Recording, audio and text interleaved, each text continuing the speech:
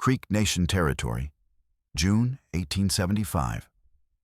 Bass Reeves stands in a clearing, alone, facing 5 armed men who've already killed 3 lawmen. The Brunter Gang, Tom, Jim, Cole, Frank, and Billy, laugh when they see him approach.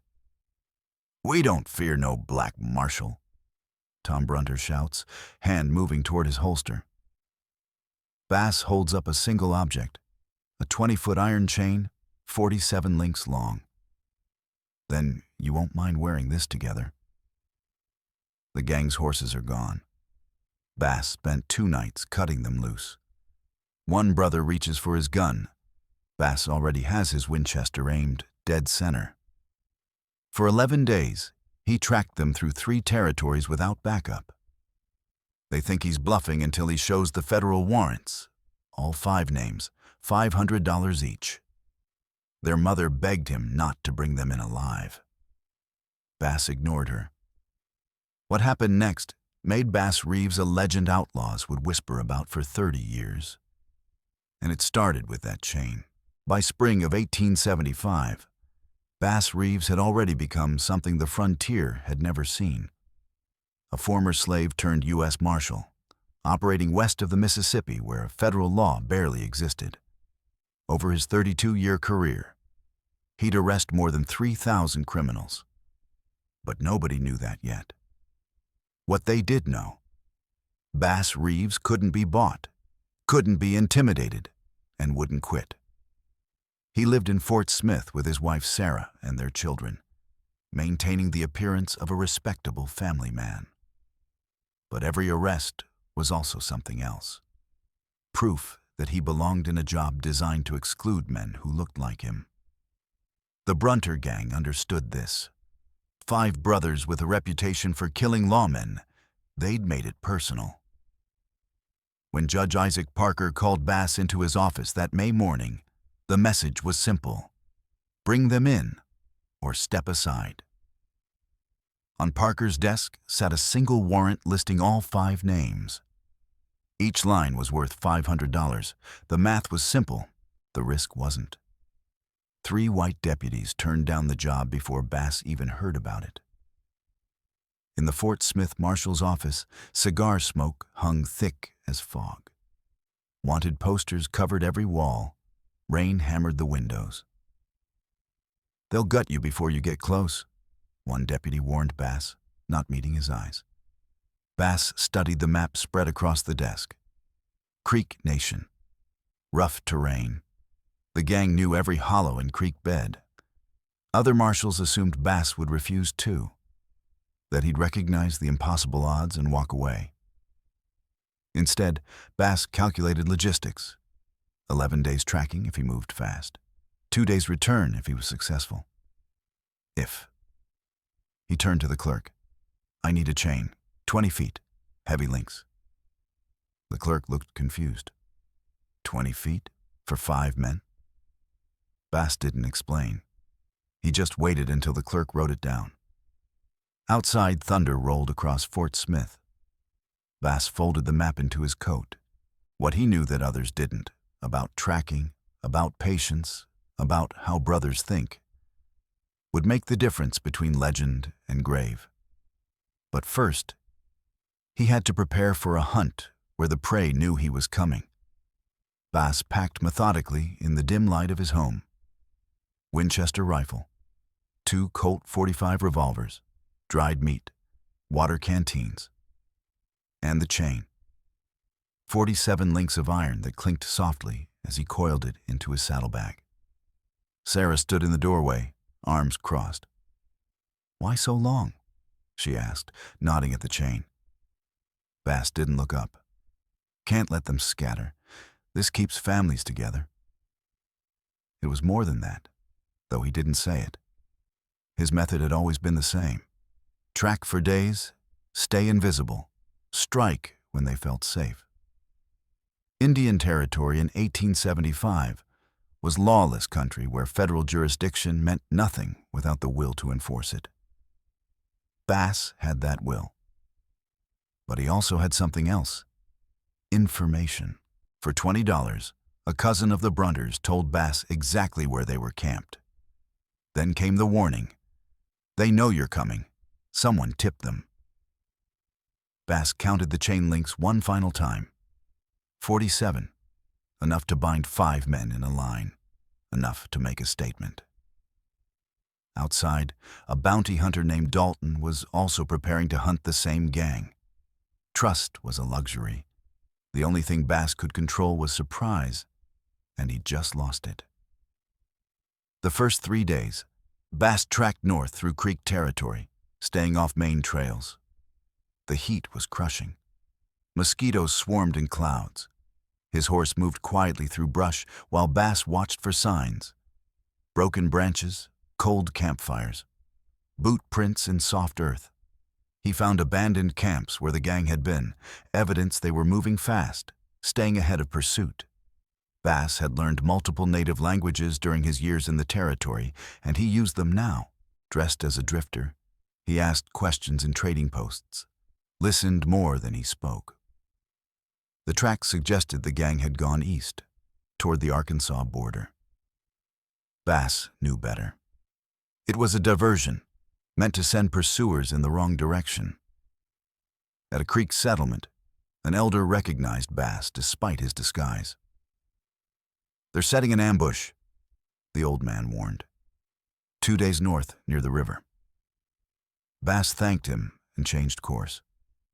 Later that day, he found a torn piece of wanted poster at an abandoned campsite, his own face staring back from the dirt. They wanted him to follow the obvious trail. Bass went the opposite direction, toward family ground where brothers always return. Day 4 through 6, Bass circled wide through territory he'd studied for years. The key was ordinary, almost obvious. The Brunter mother lived near the Canadian River on family land. Brothers always visited family, especially when running. Bass approached from the south, through terrain they wouldn't expect. On a ridge above their camp, he nearly ran into their scout. A younger man posted to watch the main approach. Bass froze behind a stand of oak trees, waited until the scout moved on. From his position, Bass could see their camp clearly. 5 men, 7 rifles, 3 pistols visible. He counted ammunition, noted their routines, watched how they moved. That night, while they slept, Bass moved through darkness to where their horses were tied. One by one, he cut them loose, sent them running into the hills. Without horses, the gang couldn't run far. Without mobility, they'd have to negotiate.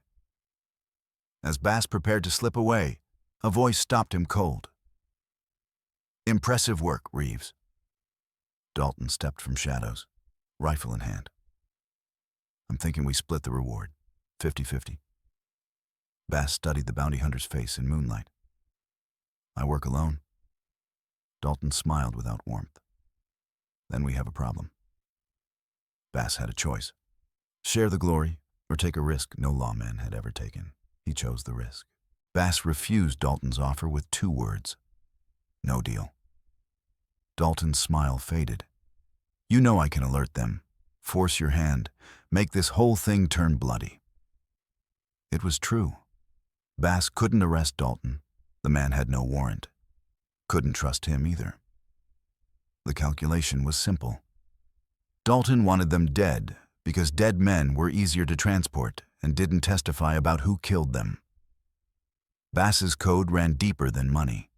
He needed them alive to prove something, that justice worked even when delivered by a black marshal in territory where the law barely existed. That night, Bass watched 2 positions, the gang's camp and Dalton's. Neither could see the other, but Bass could see both.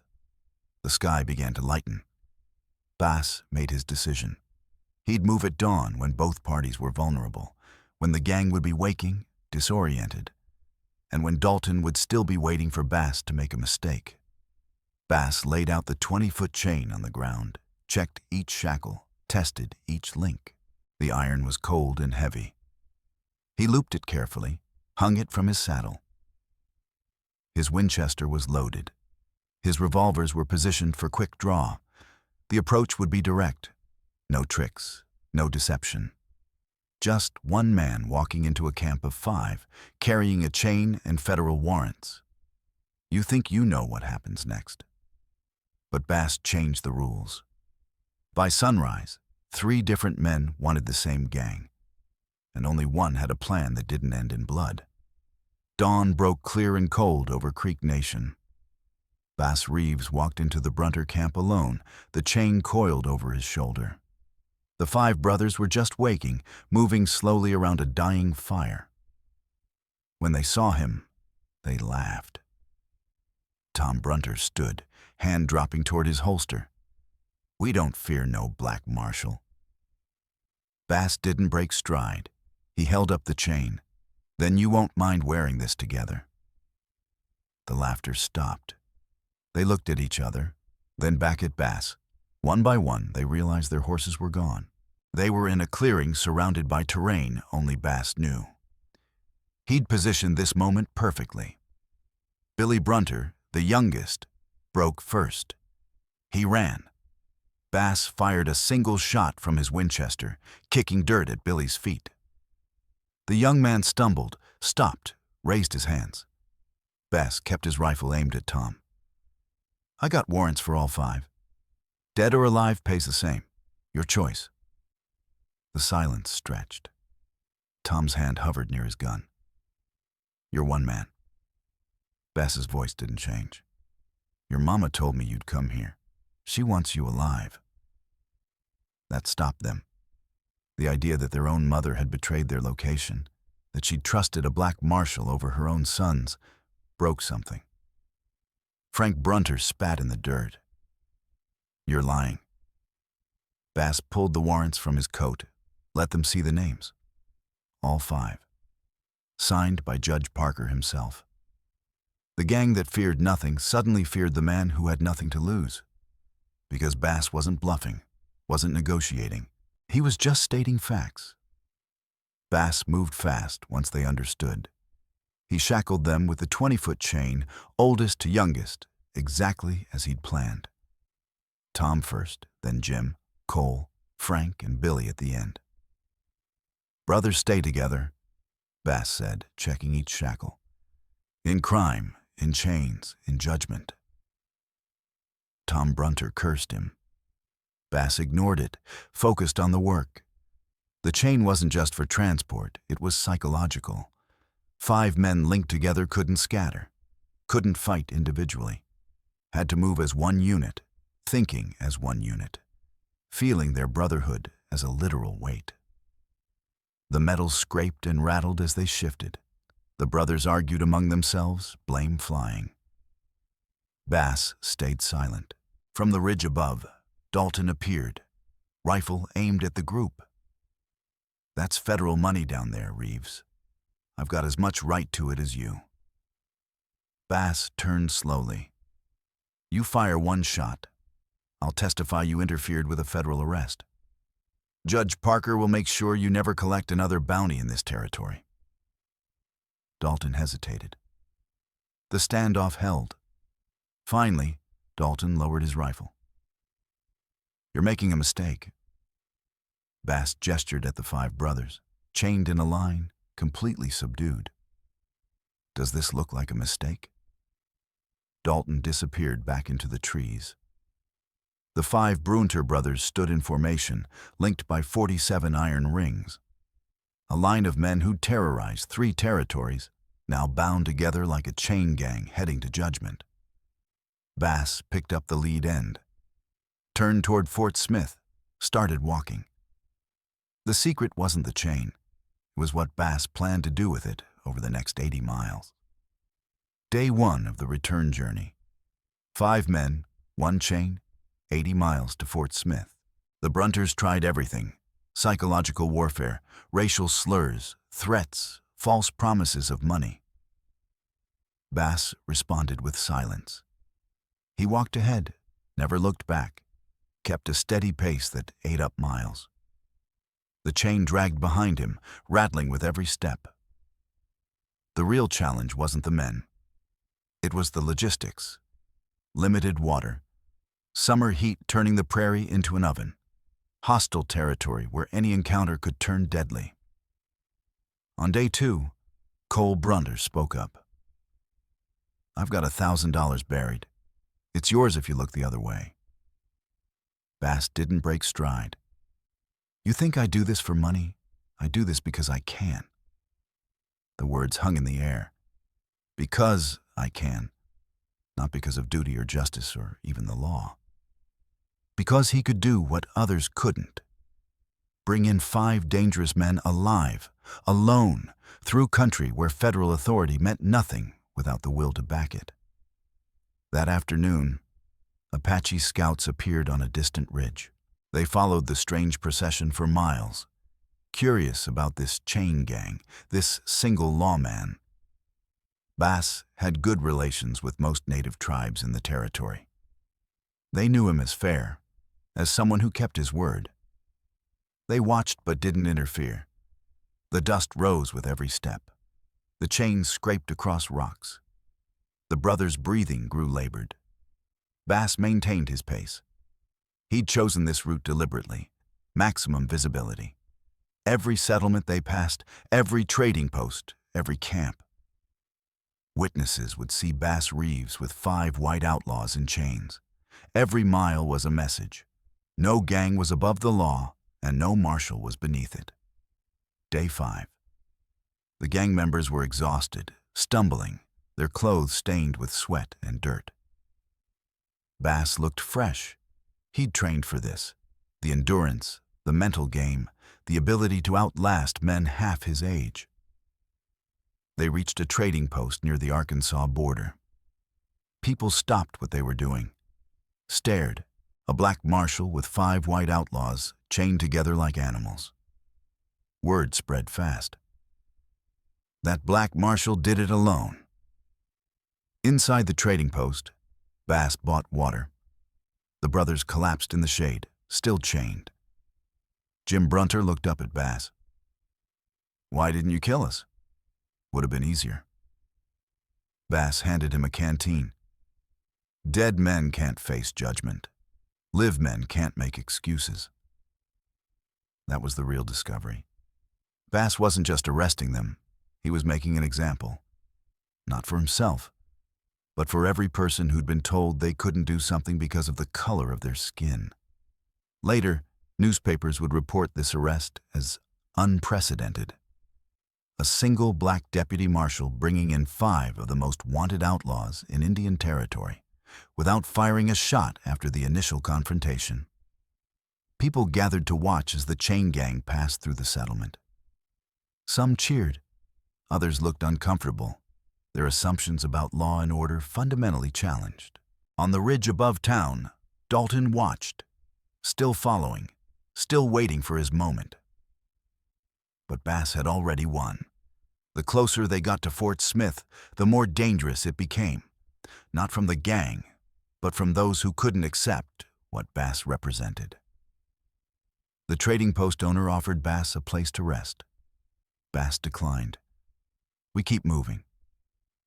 The chain rattled as they stood. Fort Smith was 2 days away. June 1875, Fort Smith Courthouse steps. Bass Reeves delivered all 5 Brunter brothers alive. A crowd gathered, lawmen, merchants, families, reporters. The shock rippled through the white lawmen community. 1 man, 11 days hunting, 6 days return.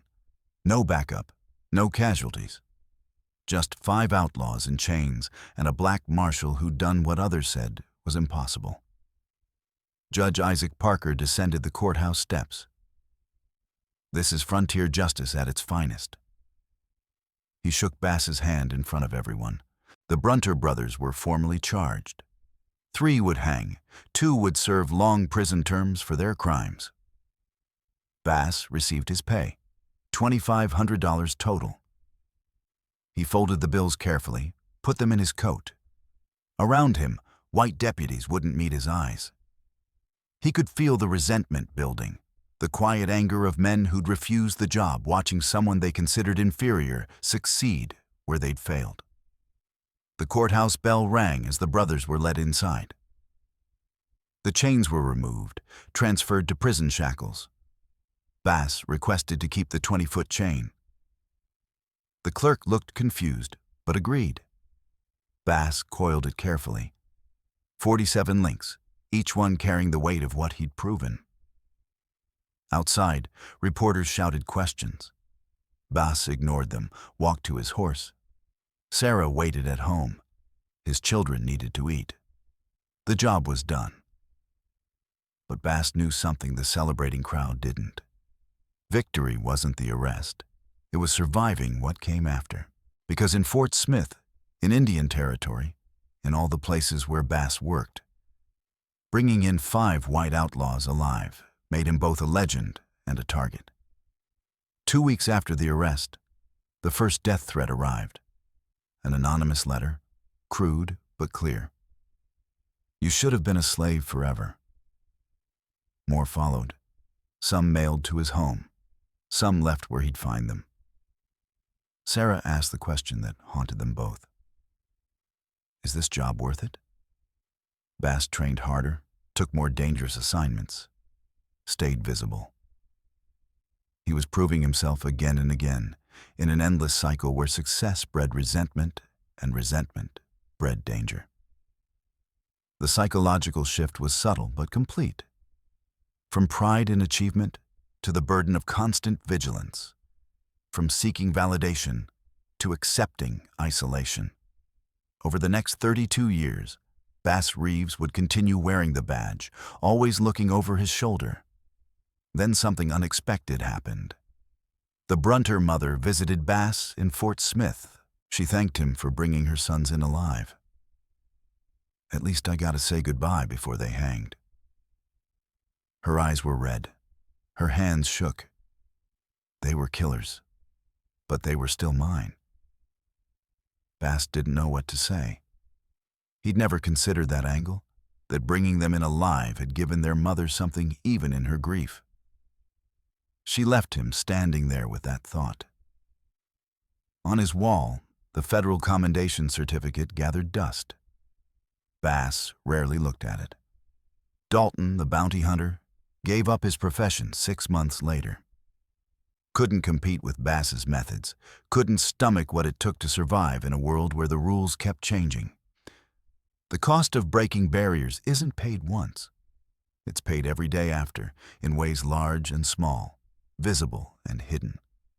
Years later, in 1907, Bass Reeves retired after 32 years as a lawman. He'd arrested more than 3,000 criminals. His record stood unmatched.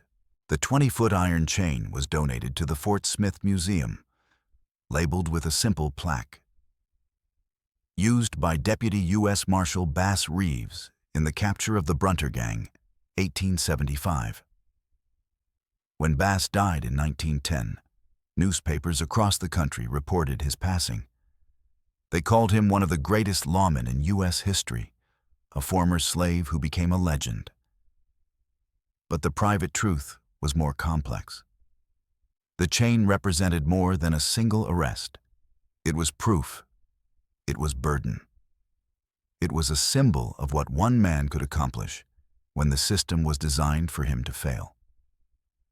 The same chain that bound 5 outlaws together also bound Bass to a reputation he could never escape. Some say he brought them in alive because of principle. Others claim it was survival instinct, knowing that dead outlaws would have given his enemies ammunition to remove him from the force. The truth probably lived somewhere between.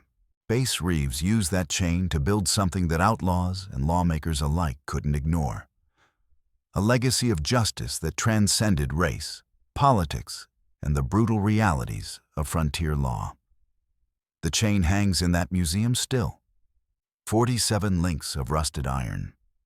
Visitors see an artifact. Those who know the story see something else. The weight one man carried so others wouldn't have to.